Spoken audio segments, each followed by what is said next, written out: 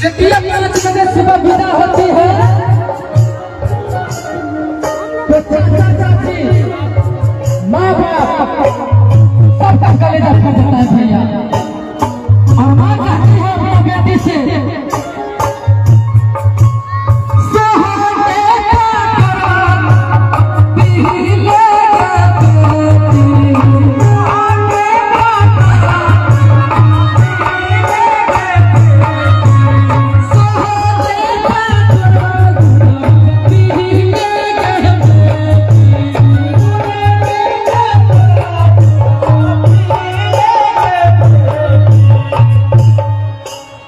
बेटी खराब जाता है, बेटी खराब जाता है।